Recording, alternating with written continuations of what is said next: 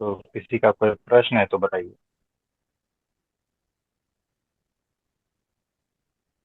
जी प्रभु जी, प्रश्न आया है एक। मुझे कुछ अनुभूति हुई है। इस अनुभूति को बताने के लिए मैं बहुत उत्सुक हूं अंदर से कि कोई जाने मेरे को ऐसा हुआ है।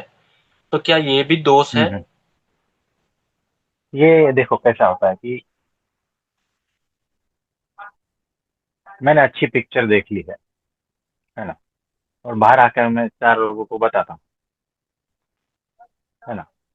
और कोई ऐसी जगह पे मैं गया हूँ, है ना, और वहां पर अच्छा पहाड़ देख लिया है, अच्छे नदी झरने देख लिए हैं, और कुछ ऐसा अद्भुत हुआ है, फिर लोगों को आके मैं बताता हूँ। तो कोई बात नहीं, सहज रूप से ऐसा होता है, इसमें कोई दोष नहीं है, ये सहज रूप से हो रहा है। तो अध्यात्म में भी ऐसी अनुभूतियां होती है, तो बताने को ऐसा लगता है कि मैं बताऊं मुझे ऐसा ऐसा हुआ, है ना। तो कोई बात नहीं। ओके। हमारा प्रारब्ध या फिर पूर्व जन्म के कर्म वगैरह जो भी हैं वो लगभग 80-90% कट गए हैं। तो क्या 80-90% कटने के बाद कुछ हमारे जीवन में कुछ बदलाव आएगा? हाँ, अगर कट गए हैं तो बाकी का जो बचा है, फिर उसके बाद में नया जीवन होता है। आपके जीवन में गुरु आते हैं तो बदल जाता है, नहीं तो कुदरत के हिसाब से बदलता रहता है ना, प्रकृति के हिसाब से फिर बदलता रहता है, यानी जो कर्म बंधन ये सारा कुछ खत्म होने के बाद में फिर बदलाव आता ही है। तो नेचुरल बदलाव भी आता है, गुरु के आने के बाद भी बदलाव आता है, दोनों प्रकार से होता है। हम्म, ओके।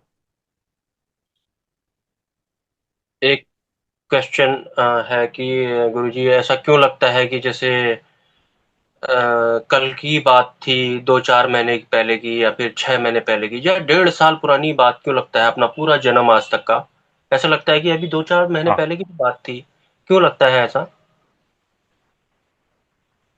हो सकता है ऐसा, वो भ्रमित रहता है ना, ऐसा होता है कि जैसे अभी आज भिंडी की सब्जी खाई है, और 4 दिन पहले भी खाई थी, 1 हफ्ते पहले भी खाई थी, और 2 दिन बीत गए हैं, तो ऐसा लगता है अरे भिंडी की सब्जी तो अभी अभी खाई थी, अभी अभी खाई थी। ऐसा भी होता है, और फिर ऐसा लगता है कि अरे 50 साल का हो गया, 60 साल का हो गया, अरे अभी अभी तो मैं पढ़ाई कर रहा था, अचानक ये इतना बड़ा हो गया, पता भी नहीं चला, बच्चे आ गए, उनका भी शादी हो गया, ये है ये वो सब होता है, ऐसा तो नॉर्मल बात है। तो वो मेमोरी का खेल है और कुछ नहीं है, ऐसी बात है।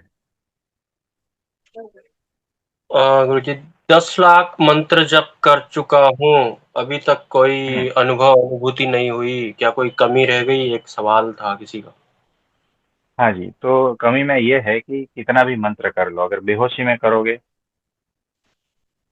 नहीं, होश पूर्वक करोगे, क्यों कर रहे हो, ये सारा कुछ, क्या किसी गुरु ने दिया है मंत्र, वो गुरु की स्थिति कौन सी है, क्या अपने आप कर रहे हो, क्या अहंकार बढ़ रहा है, बेहोशी बढ़ रही है, मंत्र जाप ऐसे चल रहे हैं, टेप रिकॉर्ड में जैसे बजता है वैसा भीतर बजता रहता है, कोई फायदा नहीं है।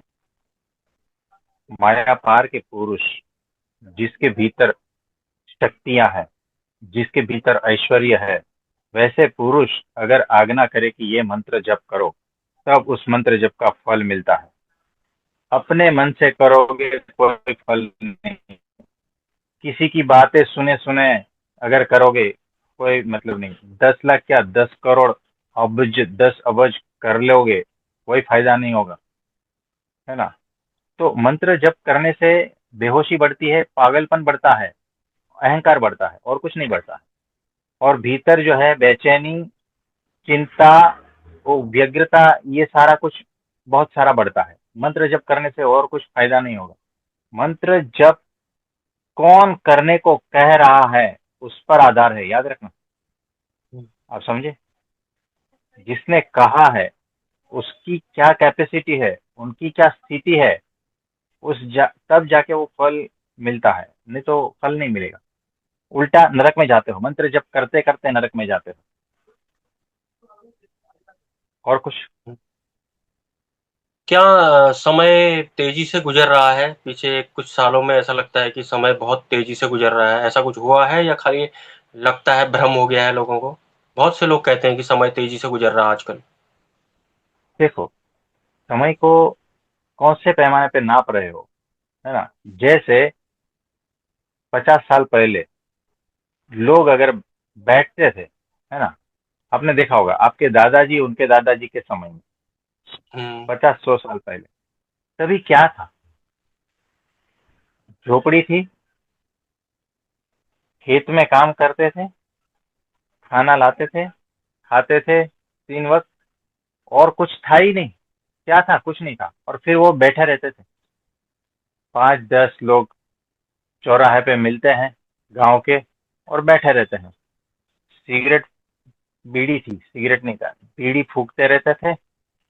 कहीं दारू मिल जाते तो दारू पीते रहते थे, और 3-4-5 घंटे ऐसे बैठे बैठे फिर थक जाते थे, फिर घर पे जाके सो जाते थे। फिर जब खाना आता था तब खा लेते थे। तो इस तरह से समय था ना, करने को कुछ नहीं था, इसीलिए समय लंबा लग रहा था। अब करने को बहुत कुछ है, इसीलिए समय छोटा लग रहा है। ये सापेक्ष है। मतलब हम कौन से जगह पे जी रहे हैं ना, उस पर है। अगर आप पहाड़ों में चले जाओ, वहां पर ऐसा लगेगा दिन काटना मुश्किल हो जाएगा, कि समय इतना लंबा कैसे हो गया। समय लंबा छोटा नहीं होता है, समय तुम्हारे दिमाग की उपज है। तुम कैसे हो, तुम किस परिस्थिति में हो, उस पर समय है ना। तुम्हारा होश और बेहोशी के ऊपर समय डिपेंडेंट है ना। तुम्हारा कार्य, तुम क्या कर रहे हो, उसके ऊपर समय डिपेंडेंट है ना। तो बहुत छोटा समय और जल्दी जल्दी जा रहा है। क्यों? क्योंकि तुम्हारे पास करने को बहुत कुछ है अभी। तुम इतने फंसे हो, 100 चीज इकट्ठा कर रहे हो, है ना, और फिर वो रील्स भी देखना पड़ता है ना। तो समय है ही नहीं, इसीलिए फटाफट समय जा रहा है। तो ऐसा है, बाकी कुछ नहीं। समय अपने जगह पे है, और दिमाग में जो चल रहा है ना, वो अपने जगह पे। और कुछ? क्या मानव किसी अन्य तरीके से भी जिंदगी जी सकता था? जैसा कि हमको आदत डलवा दी पूरे पृथ्वी लोग को कि ऐसा ऐसा करके जीते हैं इंसान, तो हम वैसे ही जी रहे हैं सबके सब। क्या कोई और तरीके से भी जी सकता था इंसान? हाँ जी। और क्या अनंत तरीकों से जिया जा सकता है। आजकल तो क्या है, बस पढ़ाई करो, उसके बाद की आगे की पढ़ाई अमेरिका, कनाडा, ऑस्ट्रेलिया, वहां जाकर करो, है ना। अब पहले ये नहीं था, अब ये ज्यादा हो गया है। तो उस तरफ से लोग जा रहे हैं, है ना। मतलब हर युग में कुछ ना कुछ ऐसा होता है कि वो आदतवश जो है ना, सारे जिए जा रहे हैं एक दूसरे को देख कर, और आदतवश। ये जिंदगी नहीं है, ये सिर्फ मौत का राह देखना, क्या कहते हैं, प्रतीक्षा। हम्म। आप जिस तरह से मानव जात जी रहे हो, वो सिर्फ मौत की प्रतीक्षा में ही जी रहे हो, और कुछ नहीं है। इसको जिंदगी थोड़ी कहते हैं। जिंदगी अनंत तरीकों से जी जाती है ना। तो उस तरह से जीना है। तो ये जो तरीका है वो एक दो के लिए ठीक है, लेकिन सबके लिए ठीक नहीं है ना। हम्म। तो जिंदगी क्या कोई और तरीके से जी जा सकती है? ऐसा नहीं। अनंत और तरीकों से भी जी जा सकती। और कुछ? आध्यात्मिक शुरुआत हर एक इंसान की सिद्धि मार्ग से ही क्यों होती है मोस्टली? देखो, ऐसा जरूरी नहीं। अहंकार जो है वो सिद्धि मार्ग से ज्यादा कनेक्टेड है, इसीलिए अहंकार से शुरुआत होती है। तो सिद्धि से ही शुरुआत होती है, शक्ति की हम्म। साधनाओं से शुरुआत होती है। ऐसा होता हम्म। है। कुछ समझ में नहीं आता है ना, तो इसीलिए आसपास वाले लोग मेजोरिटी में इस तरह से है, इस काल में। इसीलिए आपको ऐसा लगता है। कोई और काल में मेजोरिटी कोई और तरीके से जीते हैं, यानी कि भक्ति मार्ग से या कोई और मार्ग से। तब आपको ऐसा लगता है कि शुरुआत सब भक्ति मार्ग से क्यों करते हैं? कोई और काल में शुरुआत सब प्रेम से क्यों करते हैं अध्यात्म में? ऐसा भी होता है ना। कोई और काल में शुरुआत सब मर्डर से क्यों करते हैं? कोई और काल में, आप समझे, हर काल में यहाँ पर शुरुआत अलग अलग होती है।